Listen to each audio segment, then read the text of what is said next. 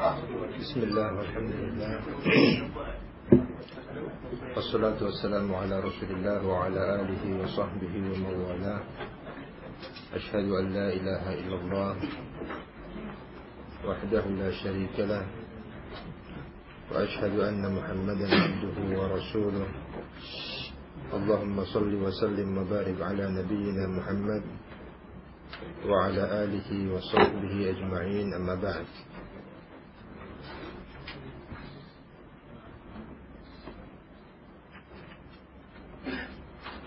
Ikhwani fid din rahimani wa rahimakumullah. Insyaallah kita lanjutkan kajian kita Kitab Ushul Sunnah dari Imam Al-Humaydi rahimahullah taala. Kita telah sampai pada perkataan Al-Muallif rahimahullah ta'ala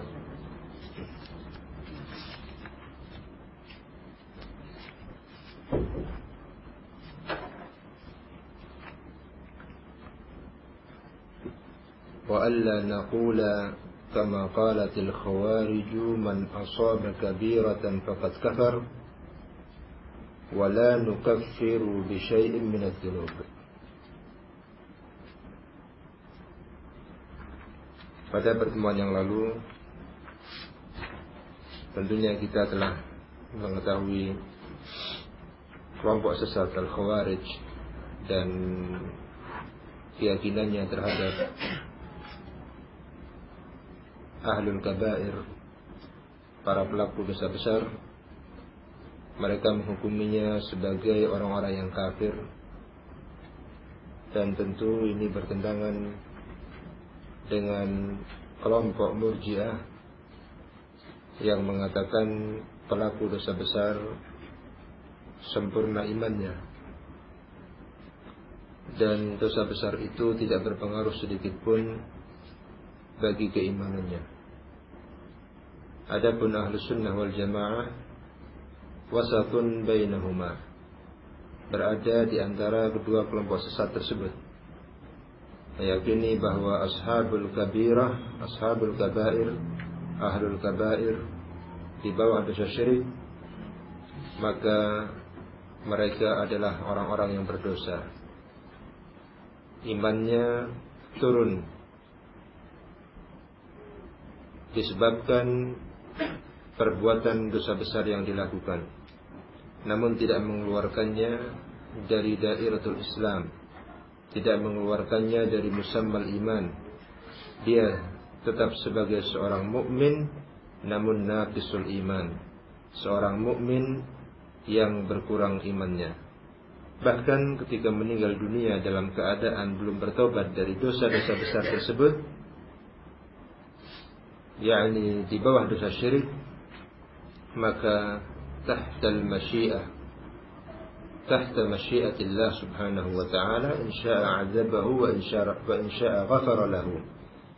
Di bawah kehendak Allah subhanahu wa ta'ala.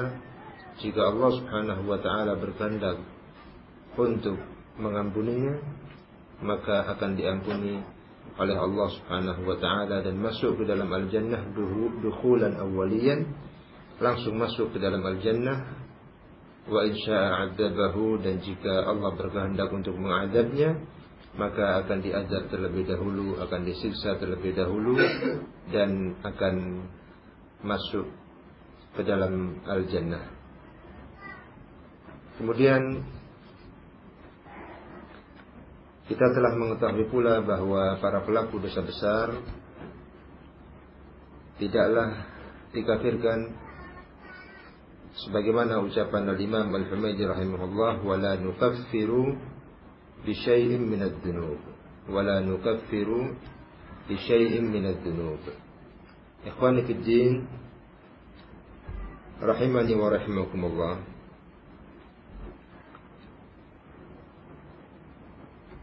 Di sini ada pula permasalahan penting terkait dengan permasalahan takfir.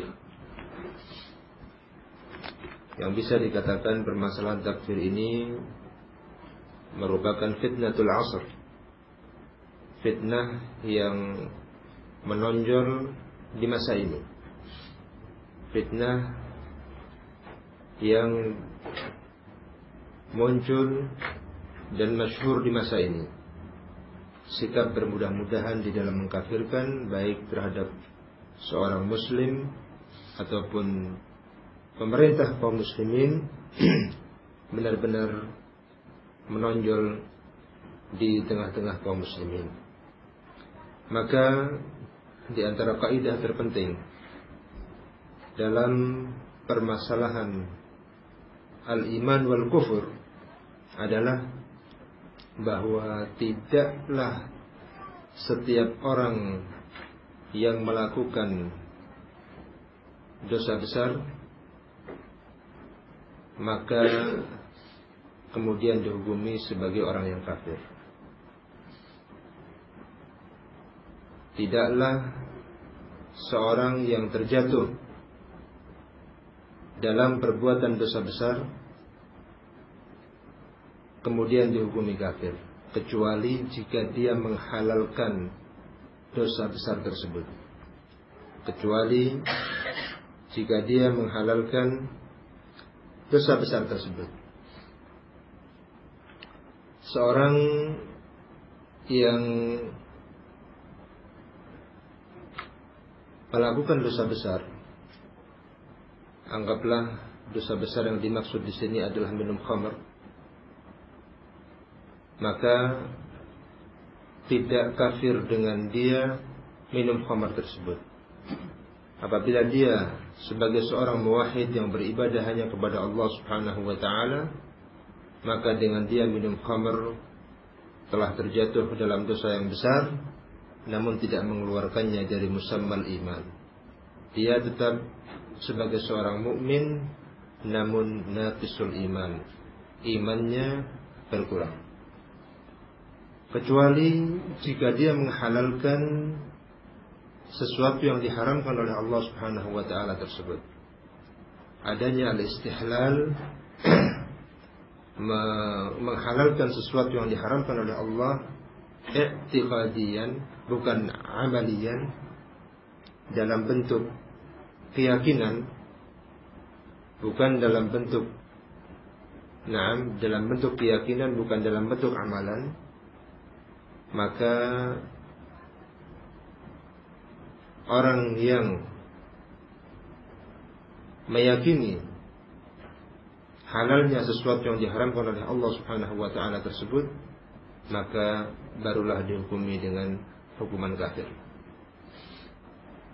Karena ada unsur menghalalkan sesuatu yang diharamkan oleh Allah Subhanahu wa taala, meyakini halalnya sesuatu yang diharamkan oleh Allah Subhanahu wa taala. Dari sisi inilah di antara syubhat ahlu takfir, sehingga mengkafirkan orang-orang yang terjatuh dalam dosa besar. Orang yang melakukan dosa besar amalian, dalam bentuk amalan, dalam bentuk perbuatan, maka langsung divonis berarti dia menghalalkannya, sehingga dihukumi sebagai seorang yang kafir. Para ulama di antaranya di masa ini Asy-Syaikh Al-Albani rahimahullah benar-benar mengingatkan permasalahan ini dengan sebaik-baiknya, untuk memperhatikan adanya istilah kufrun duna kufrin, kufrun duna kufrin, kekafiran di bawah kekafiran yang lainnya. Artinya melakukan kufur amali, melakukan perbuatan kufur amali dalam bentuk perbuatan, tetapi dalam bentuk keyakinan, maka yang demikian ini tidak dilakukan oleh seseorang sehingga tidak bisa dihukumi dengan kafir. InsyaAllah pembahasan ini akan terus kita lanjutkan ketika kita memasuki poin yang berikutnya bi'idznillah ta'ala.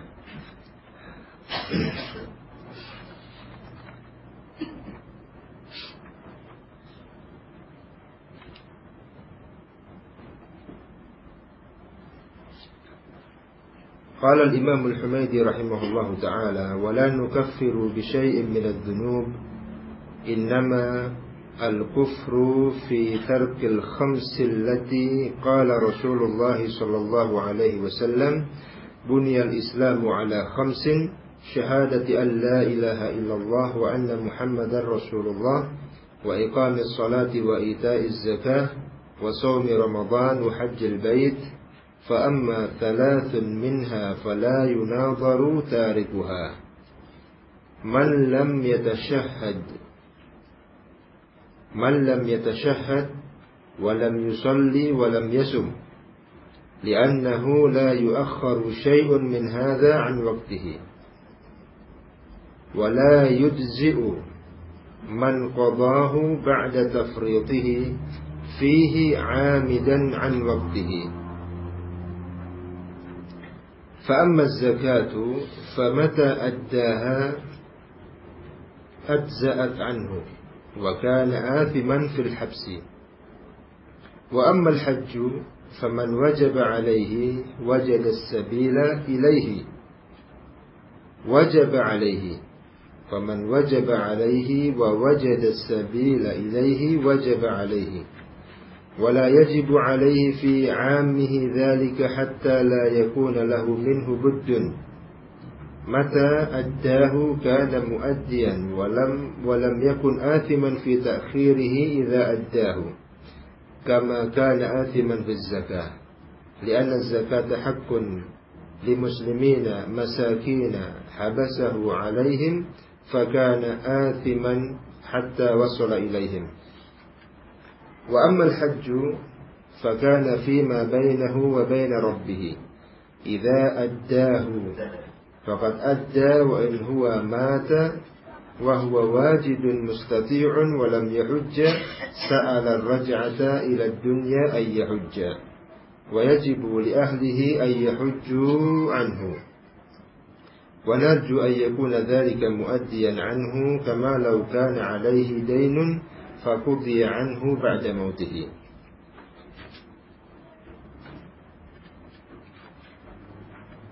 Ikhwani fi din,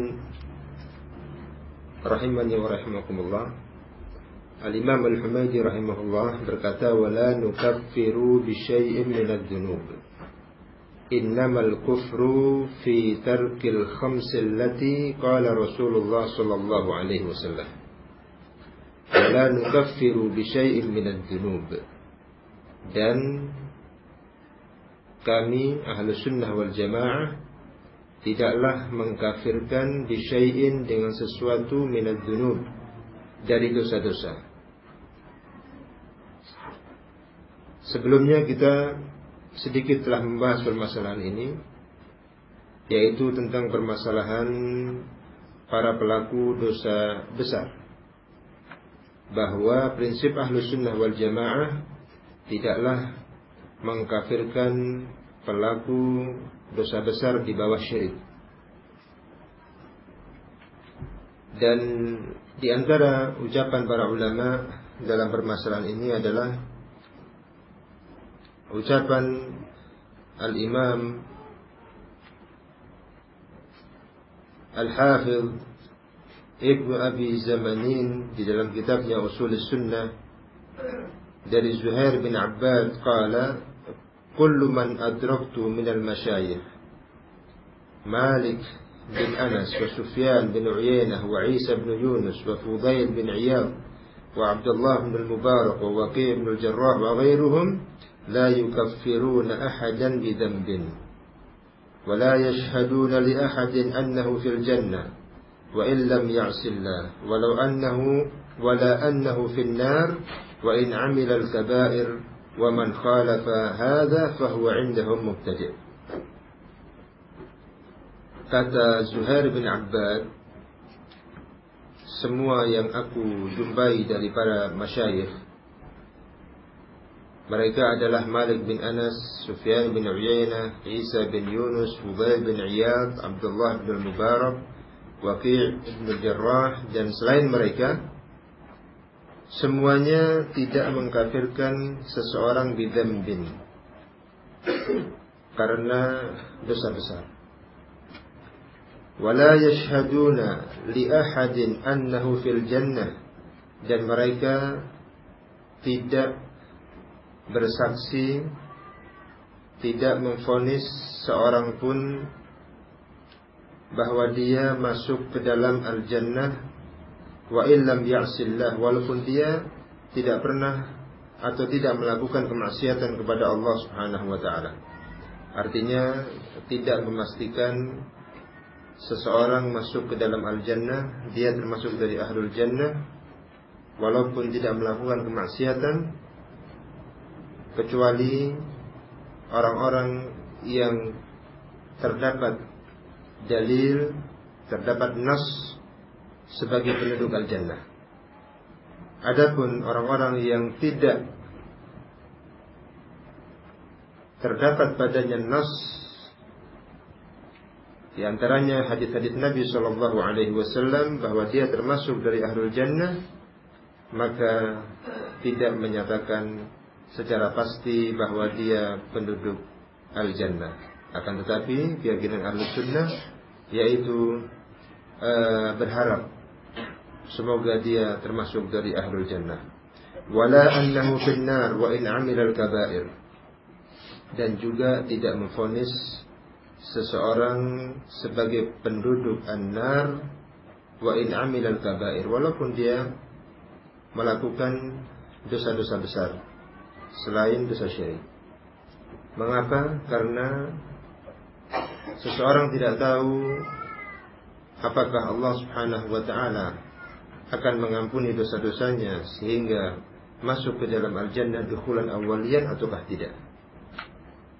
Oleh karena itu tidak boleh seseorang memvonis orang tertentu sebagai penduduk an-nar, sebagai penghuni neraka, walaupun dia melakukan dosa-dosa besar.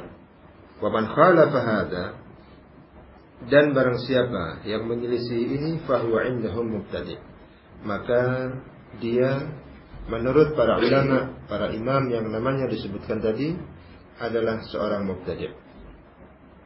Ikhwani fid din, rahimani wa rahimakumullah.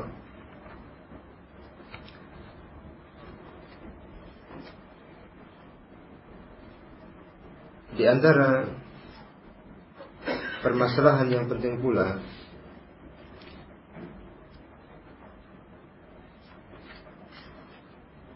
yang sepatutnya kita semua mengetahui terkait dengan permasalahan takfir ini adalah orang-orang yang berhukum dengan selain hukum Allah Subhanahu wa ta'ala. Allah Subhanahu wa ta'ala berfirman, "Wa man lam yahkum bima anzalallah fa ulaika humul kafirun." Barang siapa yang tidak berhukum dengan hukum Allah, maka dia termasuk orang yang kafir. Para ulama menjelaskan bahwa seorang yang tidak berhukum dengan hukum Allah Subhanahu wa ta'ala ada rinciannya. Ketika dia berhukum dengan selain hukum Allah Subhanahu wa ta'ala dalam keadaan dia meyakini bahwa hukum Allah Subhanahu wa ta'ala adalah yang terbaik, namun dia terseret oleh hawa nafsunya atau karena terpaksa dan tidak menghalalkan sesungguhnya dalam keyakinannya berhukum dengan selain hukum Allah Subhanahu wa ta'ala, maka dia tidak termasuk sebagai seorang yang kafir. Yang dikatakan sebagai seorang kafir adalah berhukum dengan selain hukum Allah Subhanahu wa ta'ala, na'am, dalam kondisi istihlalan, menghalalkan itu semua, atau meyakini bahwa hukum selain Allah Subhanahu wa ta'ala lebih baik, lebih sempurna dibandingkan hukum Allah Subhanahu wa ta'ala, maka dengan itu dia divonis sebagai seorang yang kafir. Akan tetapi hal yang sedang kita bahas ini tetap berlaku kaidah yang sebelumnya telah kita pelajari terkait dengan takfir muayyan, pengkafiran terhadap orang secara tertentu, fulan atau fulan. Maka haruslah ditegakkan iqamatul hujjah, ditegakkan nasihat kepadanya, ditegakkan bimbingan kepadanya, hingga benar-benar tampak jelas apakah dia benar-benar berhukum dengan selain hukum Allah Subhanahu wa taala tersebut istihlalan, menghalalkan yang demikian itu ataukah tidak. Ikhwani fi din rahimani wa rahimakumullah. Al-Imam Al-Humaydi rahimahullah berkata, innamal kufru fi tarkil khamsi allati qala Rasulullah sallallahu alaihi wasallam bunyal islamu ala khamsin. Kekafiran itu terjadi apabila seseorang meninggalkan 5 perkara, 5 hal yang disebutkan oleh Rasulullah sallallahu alaihi wasallam dalam hadisnya, yaitu hadis bunyal islamu ala khamsin. Islam dibangun di atas 5 pondasi. Yang pertama adalah syahadatu an la ilaha illallah wa anna muhammadar rasulullah, bersaksi bahwa tidak ada yang berhak diibadahi melainkan Allah Subhanahu wa taala semata, dan bersaksi pula bahwa Nabi Muhammad sallallahu alaihi wasallam adalah utusan Allah. Yang kedua, iqamis shalah, menegakkan salat. Yang ketiga, itaiz zakat, menunaikan zakat. Wa shaumi Ramadan, berpuasa di bulan suci Ramadan. Wa hajjil bait, dan haji di Makkah Al-Mukarramah. Fa amma thalathun minha, adapun 3 darinya, fala yunadaru tarikuha, maka tidaklah dimaafkan orang yang meninggalkannya, yaitu man lam yatasyahhad, seorang yang tidak bertasyahud, seorang yang tidak bersyahadat, seorang yang tidak mengucapkan 2 kalimat syahadat, maka tidak bisa dimaafkan karena meninggalkan pengucapan 2 kalimat syahadat tersebut. Walam yusolli, yang kedua adalah orang yang tidak sholat. Yang ketiga, walam yasum, dan orang yang tidak puasa. Li'annahu la yu'akhkharu syai'un min hadha an waqtihi, karena na'am li'annahu la yu'akhkharu syai'un min hadha an waqtihi, karena hal ini semua tidak bisa ditunda dari waktunya. Bersyahadat, bersaksi sebagai kesaksian Islam, kemudian sholat, kemudian puasa, masing-masing ada waktunya, tidak bisa diakhirkan. Wala yujzi'u man qadahu ba'da tafridihi, dan tidak sah seorang yang menggantinya setelah dia lalai darinya. Amidan an waqtihi, dia lalai karena sengaja dan meninggalkan telah keluar dari waktunya. Fa amma zakatu, adapun zakat, famata ma addaha ajza'at anhu, adapun zakat maka walaupun dia telah menundanya, akan tetapi kapan saja dia menunaikan zakat tersebut maka mencukupi baginya. Wa kana athiman fil habsi, akan tetapi dia berdosa karena menahan zakat tersebut dari waktu dikeluarkannya. Wa ammal hajju, kita baca dulu. Adapun haji, faman wajaba alaihi, maka barang siapa yang wajib atasnya untuk menunaikan ibadah haji, wa wajada sabila ilaihi, dan dia mendapatkan jalan untuk menunaikan ibadah haji tersebut, artinya ada kemampuan untuk menunaikannya, wajib alaihi, wajib bagi dia untuk mengerjakan ibadah haji itu. Wala yajibu alaihi fi amihi dzalika, dan tidaklah wajib baginya untuk menunaikan ibadah haji tersebut di tahun itu, di tahun yang dia mampu itu. Hatta la yakuna lahu minhu buddun, hingga benar-benar mau tidak mau dia harus mengerjakannya di tahun itu. Maka tidak mengapa dia mengerjakan di tahun itu, dan itulah yang lebih baik. Mata addahu kana muaddiyan, kapan saja dia menunaikan ibadah hajinya, maka terhitung dia telah menunaikan ibadah haji tersebut. Walam yakun athiman fi ta'khirihi, dan dia tidak berdosa karena mengakhirkannya idza addahu, jika kemudian dia menunaikannya. Kama kana athiman fi zakah, sebagaimana dia berdosa, sebagaimana seorang yang menunda zakat dia mendapatkan dosa. Di anna zakata haqqun li muslimina masakin, karena zakat adalah hak kaum muslimin yang miskin-miskin, habasahu alaihim, yang dia menahan zakat tersebut untuk mereka. Fakana athiman, maka dia pun berdosa, hatta wasala ilaihim, hingga hak kaum muslimin yang miskin tadi, yaitu zakat, benar-benar sampai kepada mereka. Wa ammal hajju, adapun haji, fakana fima bainahu wa baina rabbih, maka ibadah haji itu urusannya antara dia dengan Rabbnya, dengan Allah Subhanahu wa ta'ala. Idza addahu faqad adda, jika dia menunaikan ibadah haji tersebut, maka berarti dia telah menunaikannya.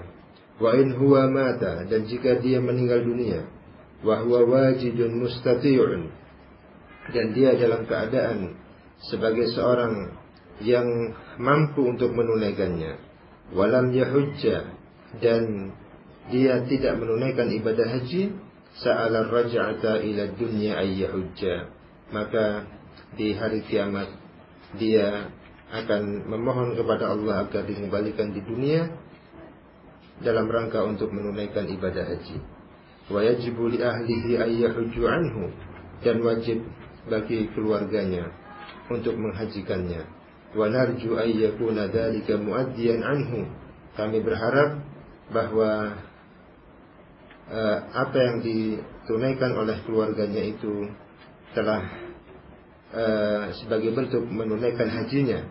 Kama law kana alaihi daynun faqudiya anhu ba'da mautihi, sebagaimana jika dia mempunyai hutang, kemudian dibayarkan hutang itu, kemudian dibayarkan hutangnya setelah dia meninggal dunia, maka hutang itu terhitung telah tertebus darinya. Ikhwan fiddin rahimani wa rahimakumullah.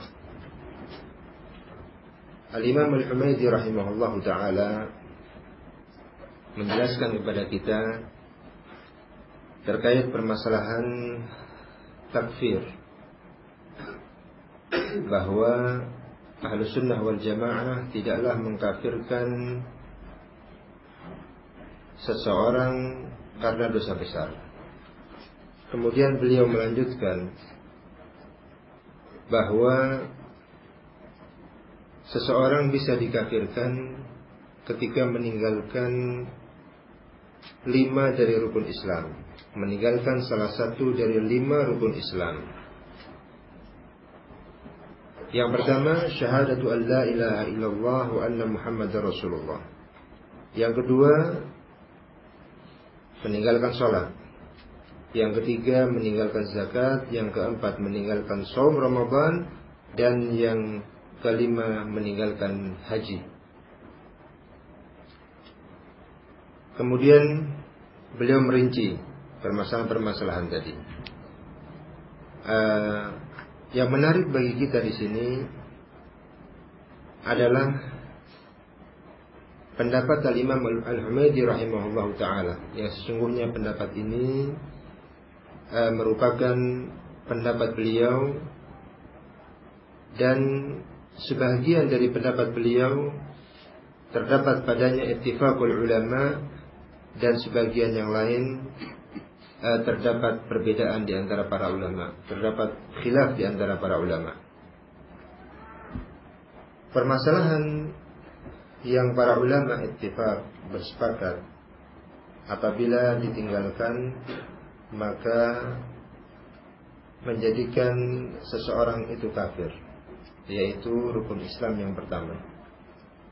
Apabila seseorang tidak bersyahadat, maka dihukumi dia masih sebagai seorang yang kafir. Semuanya sepakat. Orang yang kafir, non-muslim, belum bisa dikatakan sebagai muslim hingga mengucapkan 2 kalimat syahadat. Sehingga siapapun yang tidak mengucapkan 2 kalimat syahadat dari orang-orang non-muslim, maka belum memasukkannya ke dalam Islam, dan dia tetap berada dalam dairatul kufur. Para ulama sepakat dalam permasalahan ini. Adapun permasalahan yang lainnya, permasalahan sholat, permasalahan puasa, dan permasalahan zakat, serta permasalahan haji, maka di sini terdapat khilaf di antara para ulama. Letak khilafnya di mana? Letak khilafnya, letak perbedaannya yang nampak kuat, perbedaan itu apabila meninggalkan salah satu dari 4 rukun tersebut kasalan wa tahawunan, karena malas akhirnya meninggalkan salah satu dari 4 rukun Islam tersebut, atau tahawunan, meremehkan, menggampangkan, menganggap bahwa itu adalah masalah yang mudah.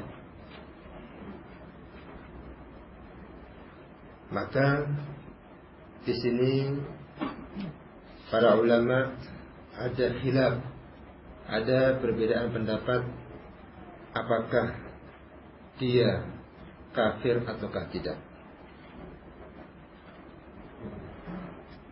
Sedangkan man tarakaha aw taraka ahadaha jahidan al-wujuba wal fardhiyah mustakbiran an dzalika, adapun orang yang meninggalkan salah satu dari 4 rukun Islam tadi. 4 rukun Islam, karena yang pertama masalah syahadat sudah muttafaq alaih, sepakat para ulama. Yang meninggalkannya tetap berada di atas kekafiran.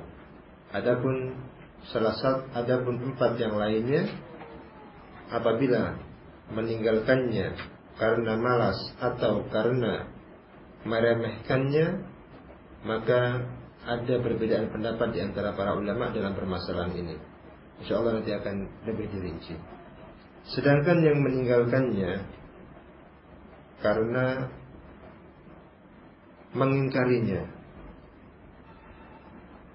karena menentang, tidak mau sholat karena menentang, tidak meyakini wajibnya sholat, atau tidak mau puasa Ramadan karena meyakini bahwa puasa Ramadan tidak wajib. Demikian pula zakat, demikian haji. Tidak mengerjakannya karena kesombongannya, karena mengatakan bahwa ini semua tidak wajib, bukan kewajiban yang datang dari Allah Subhanahu wa ta'ala. Maka apabila sudah dilakukan upaya nasihat kepadanya, namun hal itu tidak bermanfaat baginya, maka para ulama sepakat bahwa dia kafir. Kafir ketika jahidan, ketika menentang kewajiban daripada salah satu dari 4 rukun Islam, sholat, puasa, zakat dan haji. Ini di antaranya adalah pendapat Al-Imam Ibnu Qudamah rahimahullahu taala, Al-Imam Ibnu Taimiyah rahimahullah, Ibnu Rajab rahimahullahu taala, dan yang lainnya. Baik, kalau begitu bagaimana seorang yang meninggalkan sholat? Bagaimana seorang yang meninggalkan sholat? Apakah kafir ataukah tidak? Maka jawabannya seperti tadi. Apabila meninggalkan sholat tahawunan au takasulan, karena menggampangkan, bermudah-mudahan terhadap masalah sholat, atau karena malas, maka para ulama berbeda pendapat apakah dia kafir ataukah tidak.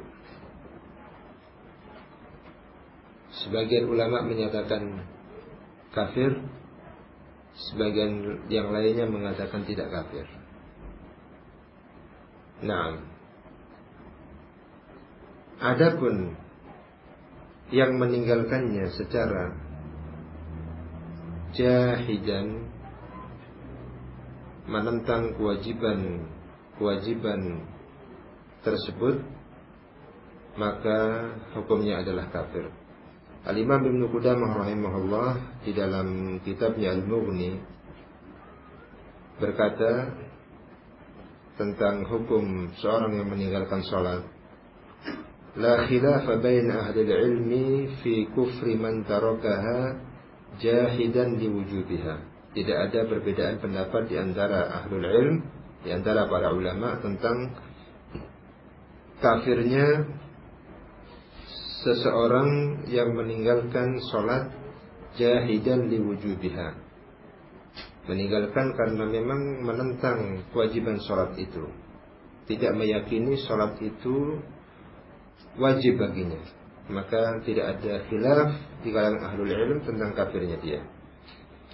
Idza kana mimman la yajhalu mithluhu dzalika, jika di sini ada keterangan lebih lanjut dari Imam Ibnu Qudamah, jika dia termasuk seorang yang mengerti, yang paham betul tentang permasalahan sholat, dalilnya tahu, kemudian baik ayatnya ataupun hadisnya, bukan masalah yang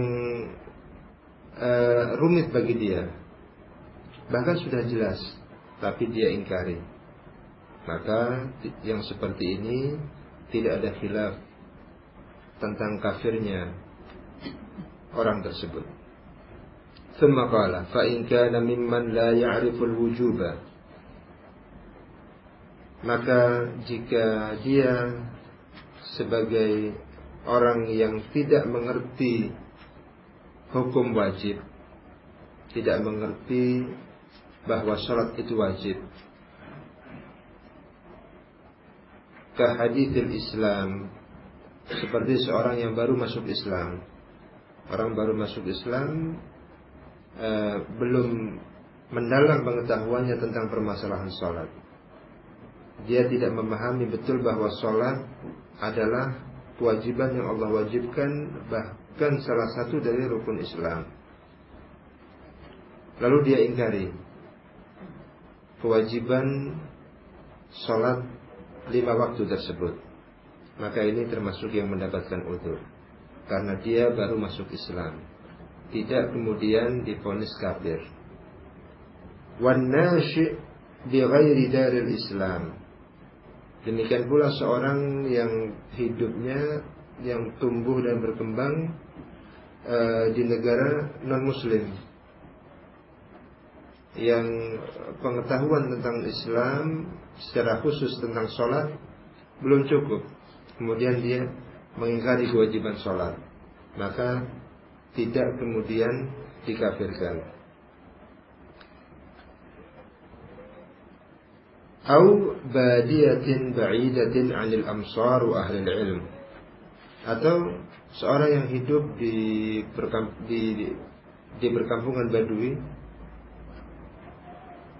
yang sangat terpencil, di daerah-daerah yang terpencil,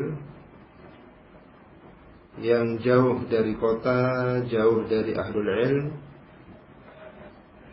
maka yang seperti ini lam yuhkam bi kufrihi, tidak kemudian divonis kafir. Wa urifa dzalika wa tuthbatu lahu adillatu wujubiha. Orang-orang yang seperti ini dipahamkan, dijelaskan kepadanya bahwa sholat itu wajib, sholat 5 waktu wajib. Disampaikan dasar-dasarnya, dalil-dalil yang menyebutkan tentang wajibnya sholat tersebut. Fa in jahadaha ba'da dzalika kafar. Maka jika kemudian dia tetap mengingkarinya, mengatakan bahwa sholat tidak wajib, maka saat itulah dia dihukumi sebagai seorang yang kafir.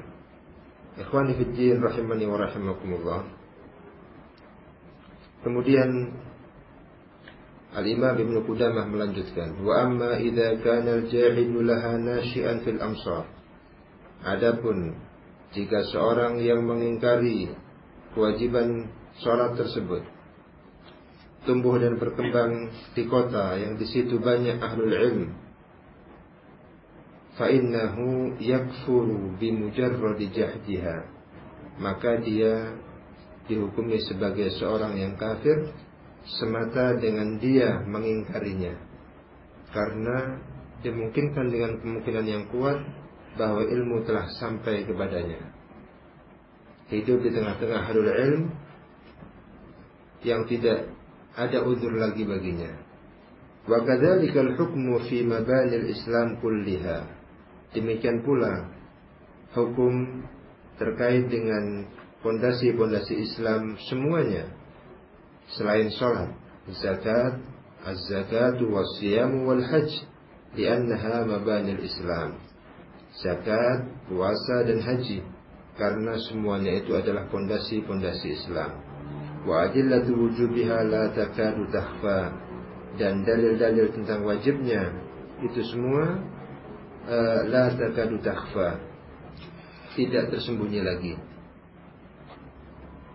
Idz kana al-kitab was sunnah mashhunain bi adillatiha, karena al-kitab was sunnah mashhunain bi adillatiha, telah penuh dengan dalil-dalil tentang zakat, puasa, haji, dan juga salat. Wal ijma'u mun'aqidun 'alaiha, dan ijma' telah tetap menjelaskan tentang wajibnya zakat, puasa, haji, dan juga salat.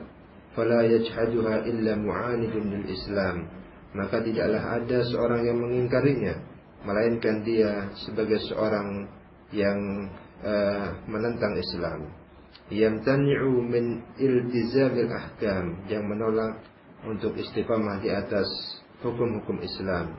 Ghairu qabilan li kitabillahi ta'ala, tidak mau menerima terhadap kitabullah, wala sunnati rasulih, wala ijma'i ummatihi, dan tidak mau menerima pula sunnah Rasulullah sallallahu alaihi wasallam dan ijma' umatnya.